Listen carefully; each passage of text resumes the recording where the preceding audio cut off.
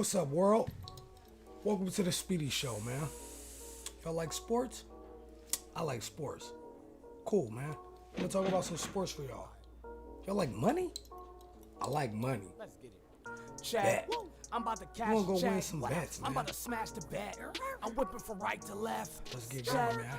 Check. Come on, man. I'm about to cash Let's the take a check. trip real quick. I'm feeling like Busta Rhymes. Hold up. I think I might break your neck. Pay respect.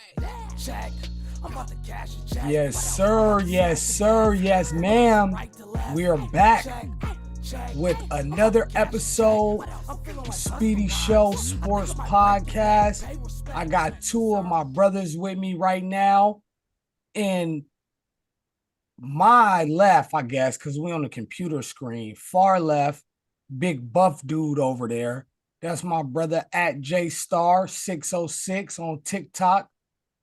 Go ahead and say what's up to the people, man. Yeah, you already know JStar606 on TikTok, and we ready to get into the predictions. And I also got my boy in the middle right here, CEO Hulk Smash, my guy coming through. Yo, what up? What's up, man? We'll let them know. We'll let them know your actual name at some point when we get to it. But this is our guy Hulk Smash. We've been calling him that long time. Some old workout stuff. Marvel don't try to come get us. We just having a little fun.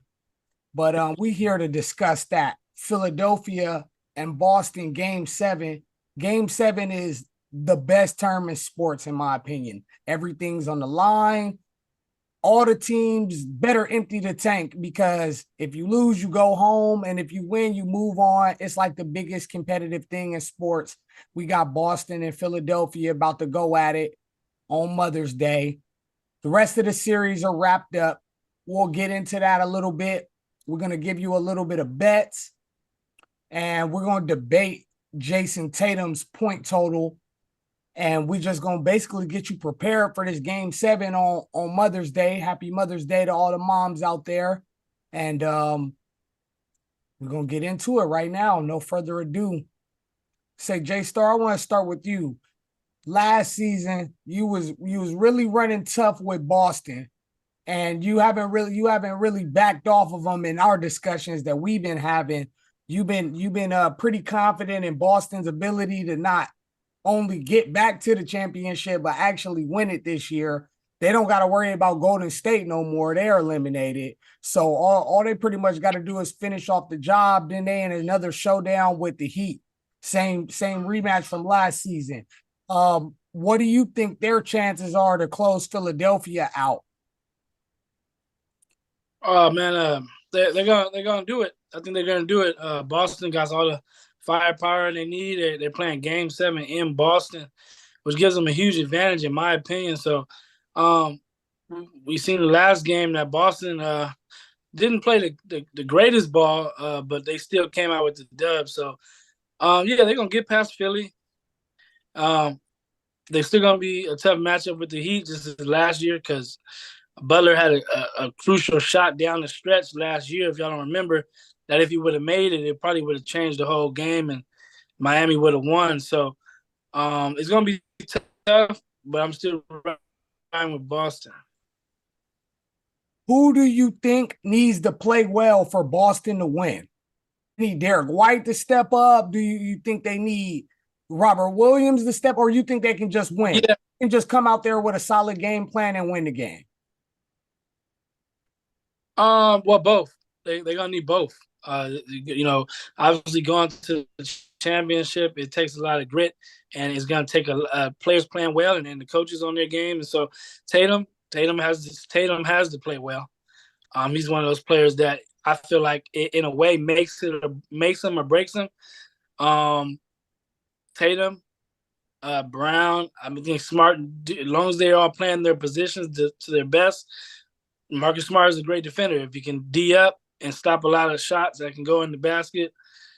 Horford, if Horford gets going, they don't need Horford to score to win, but I'll tell you that's like a super big Super Mario bonus. If Horford is hitting those threes, then it's like almost impossible to stop Boston. All right, Hulk. You have been a supporter of Philly. You've been pretty much riding with them all season. You had called Joel getting the MVP. Let's forget everybody else. Let's talk to the people of Philadelphia and Philadelphia 76ers fans. I want you to tell them how Philly wins this game. Philadelphia wins this game by Joel Embiid going off for 34 to 38 points tonight. James Harden is going to hit 31, 9 assists. You know, Joel Embiid is probably going to have 18 boards. We're going to look at Tobias Harris going for 15 points. And then we also got, you know, my boy Maxey going out there, and he's going to shoot 6 for 18. That's how Philadelphia wins. 6 for you say, I guess anything's better than 3 for 17, right? 6 for 18. Absolutely. If Maxey plays well, I don't know if I'm ready to pencil Harden in for 30, but if Harden and Maxey can play well, what else do they need? Obviously, Tobias Harris, but like DeAnthony Melton, for example, PJ Tucker, where do those guys fit in? Do you feel like they should even get run in a game like this? Or do you think Philly should try to like basically just go to their top 5 or 6 guys? Yeah, I'm going to go ahead and address the PJ Tucker, because PJ Tucker, he's been playing I wouldn't say on defense he's been doing bad. I mean, it's his offense, like his production on offense. You know, I mean, the guy is open numerous times for 3, corner 3, corner 3, corner 3, brick, brick, brick. I mean, we're seeing this dude brick constantly, but at the same time, he's got to hit those. If he hits, you know, the Philadelphia's playing smooth transition. Harden's not just going out, getting wasted the night before. He's ready to play today. They come in game 7, ready to play game 7. There's no way. Philadelphia, I think, has more talent than Boston. Yo, I just want to add in PJ Tucker. He is not to be expected to make some shots. Shots really. That poor jumper Tucker. I mean, that's bad, man. He's a great defensive player, but please don't rely on him to hit those shots, because I call him poor jumper Tucker. I think they need those guys to step up. Oh my God, if Tucker is on the court, they're giving him like the Draymond Green, like Russell Westbrook defense. Like, you cannot be 14 feet open, catch the rock, shoot it, and not make it. I feel like if PJ Tucker, with me and Jay Star were talking about this, PJ Tucker to make at least 5 threes is plus 2,600 right now. I don't think anybody in their right mind would put $5 on that. But if he can make 3, 4, even 5 3-pointers, I feel like that's the path to victory. I feel like Joel Embiid is going to get his tonight, but it's not going to be efficient. It's going to be 2, 3 people in his grill all game. He's going to have to take and make some tough shots, some of which I think he will, some of which I think he won't. I'm not banking on Harden to have a great game. Historically, playoff Harden is significantly less statistically like buff than regular season Harden. Playoff Harden gives you like a solid point guard numbers. This series, he's been Anthony Davis up and down. He's been 40 points here, 13 here. His assists, like, okay, you could pencil them in for 9 assists, but it's like, are they the right assists? Are they the assists where he's dumping it to Joel Embiid with 4 seconds left on the shot clock and they're rushing up a fader that happens to go in over Horford and Robert Wood? Like, those aren't quality assists to me. I feel like he's going to get 8, 9, 10, no matter what. He led the league in assists this season. So I don't feel like there's any way that he doesn't get a big number, but I feel like he has to have quality offense when the ball's in his hand. He can't be sloppy with it. Also, I feel like Doc Rivers is the absolute worst coach to have in this situation. He's 17 and 35 in his career. When his team is in an elimination situation and they're the eliminators. That's 18 games under 500. That means you lose most of those series. Usually when you're up, the other team needs 2 games to win and you need 1. How do you get that far under? Is coaching. I am not a fan. A lot of people think he's a great coach. He won a championship basically in the present day Stone Age and like 08 with Boston. Ain't came close since. He has the most blown 3-2 leads in history for a coach. 6 of those. If Philly loses, that'll make 7. He has the most blown 3-1 leads in NBA history. 3 different times he's blown a 3-1 lead. Joel Embiid's never made it out the second round. All the pressure is on Philly. I bring that up because in those situations, coaching usually comes into a big factor. The fact that Boston has Joe Mazzulla coaching instead of Ime Udoka, I think is why this is a 7-game series, just to be frank. Because I call him Dick Rivers because he sure ain't no doc. He don't fix nothing. He don't make no adjustments. He don't change nothing. He's definitely not no doc. So I'm not a fan. I don't want to obviously I have some type of feelings towards him as being the Clippers' former head coach. I ain't wearing this hat for fashion. The Clippers are my team, and I know we got our own problems, but it's a reason why Kawhi and PG wanted his ass up out of there. It's a reason. Do y'all got anything to add about Doc Rivers, or do you feel like he's earned the criticism? I feel like it's a little bit of both. I mean, his record, his resume speaks for itself. I mean, if we could pull that up, you know what I'm saying, have that posted. But yeah, no, his record speaks for itself. But at the same time, he's still a good coach. He's just got to get it together. I mean, we can't just sit here and just base this off the Clippers. I mean, the Clippers are the Clippers. I mean, we had we got PG out there now. We got Kawhi out there now. But when we had CP3 and, Blake Griffin and DeAndre Jordan, bro, that was a solid team. But they got bit with injury bugs. I mean, I remember that shit. Chris Paul fell out, game 2? He was out? That was 1 year. Or that first, yeah. Or, and then, I mean, it's no different than what's really happening right now in LA. But yeah. It's the same story in Philly minus the injuries. They're healthy. They got their squad. They got their team. They was up 3-2, game 6 at home. Joel Embiid didn't touch the ball the last 4 minutes. Why Joel didn't touch the ball in the last 4 minutes of a game where you can eliminate Boston? That is definitely on the coach. I feel like he should have got some plays going. It's almost mandatory that your superstar, touches the ball down those stretches as much as possible. J-Star, I want to know if you have any pushback to what I'm saying about Doc Rivers, or do you feel like the criticism is legitimate for him? And then after you answer, we'll throw it to Hawk and let him follow up. No, definitely. It comes down to the coaching when you got a superstar player and he doesn't get touches that he needs, in the final minutes of the game. It definitely goes to the coaching, and you need to step up and get your star player, superstar involved. No excuses. That's what needs to happen.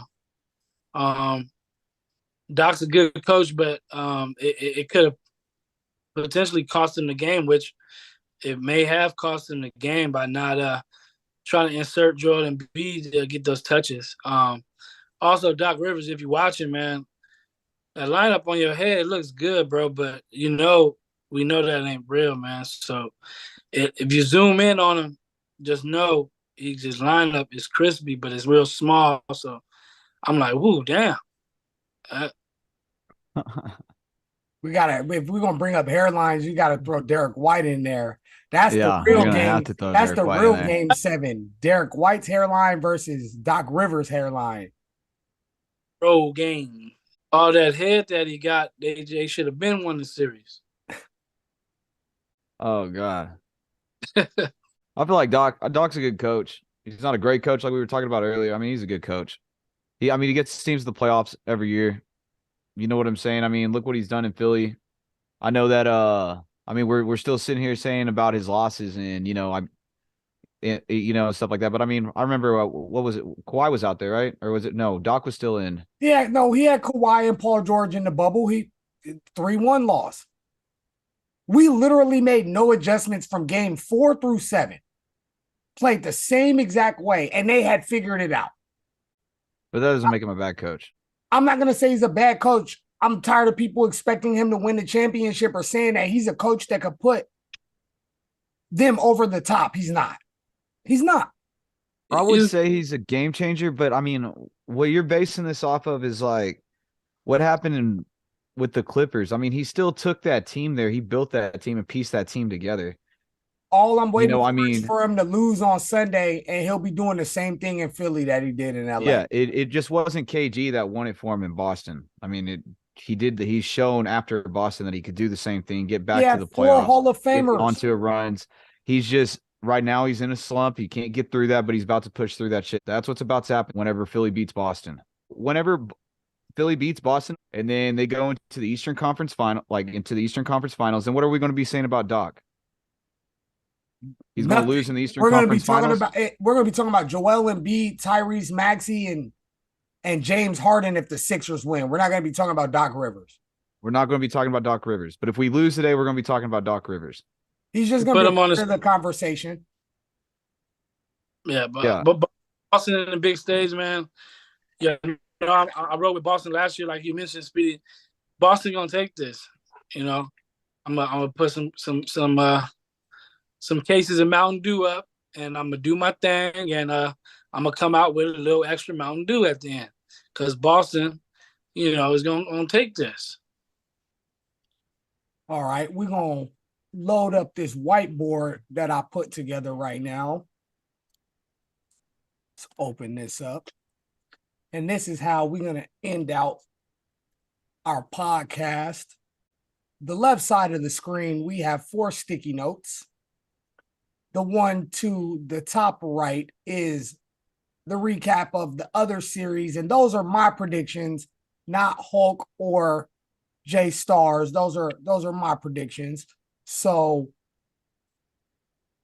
we got the left top sticky has my original prediction and who we think is going to win game 7. So let's start with that. Obviously, we went over why each team could win, should win, how they get it done. I know I'm crazy for picking Phoenix.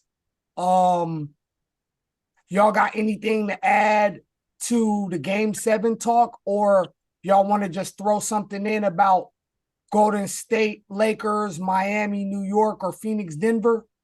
I'll add something. I just want to say, man, Boston has that grit, man, to the same thing I seen last year. They got the same thing this year, and I feel like they're a little better. So they came to play. Jason Tatum's favorite player is Kobe Bryant. He ain't messing around this time. Hulk? Yeah, I really just want to see Denver, like Joel and Jokic right there in the finals. That's what I'm pulling for. That's my finals pick. Okay. Denver, Philadelphia. That'd be interesting. I don't think that happens. I actually got it going the complete other way. I have Boston and the Lakers currently, but I don't think Miami's gonna go away easily. I'm kind of debating on that. I do think Miami has a good chance. But let's close it out with this. On the bottom left, I got my best bet, little parlay. Run over that for a second. I got Boston to win the game on the money line.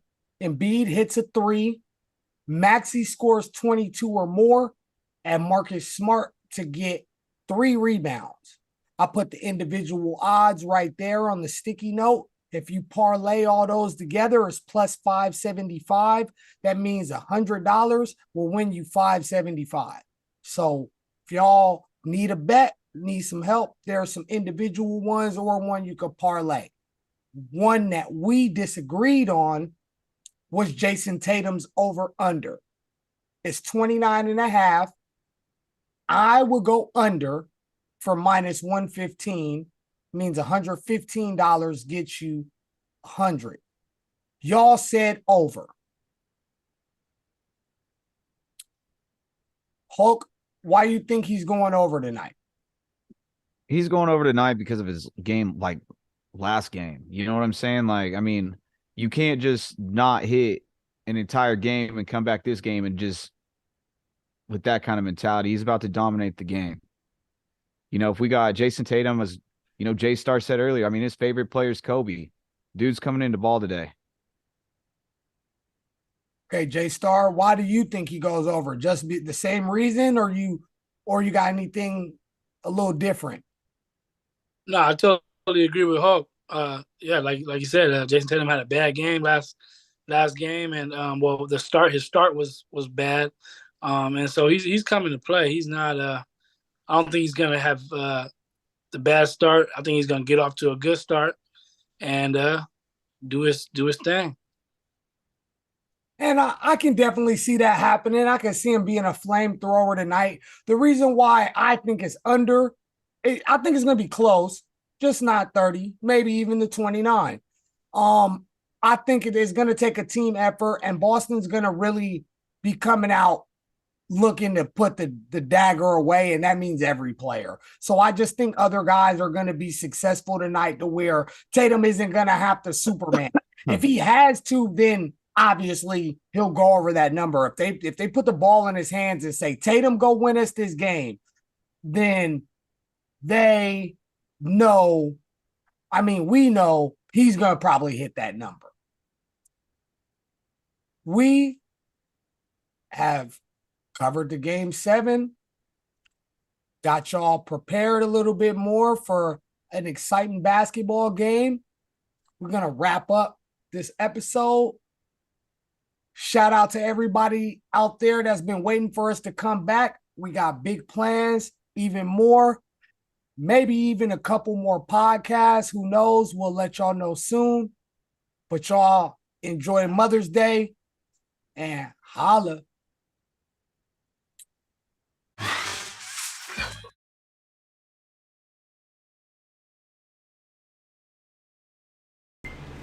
Hey, what's up, y'all? Speedy Lagua right here. I am the host of the Speedy Show, live all the time on YouTube. I'd like for you guys to please like and subscribe. This is my bro, JStar606 on TikTok.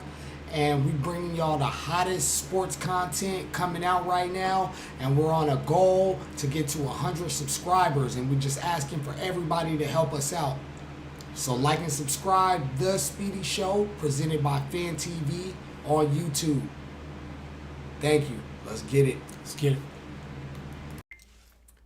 Hey, I'd like to thank you all for watching The Speedy Show right now. And this show is completely brought to you by you, the people who support me. So I'd like to thank you all right now. And for all of you who would like to show support, please send any donations to hashtag Speedy Show. That's $, Speedy Show. I appreciate all you guys. Much love. Big things coming in the future. Fan TV. I'd like to give a little shout out to the whole team, all the contributors to the Speedy Show. And we not stopping, baby. We're going to keep going forward.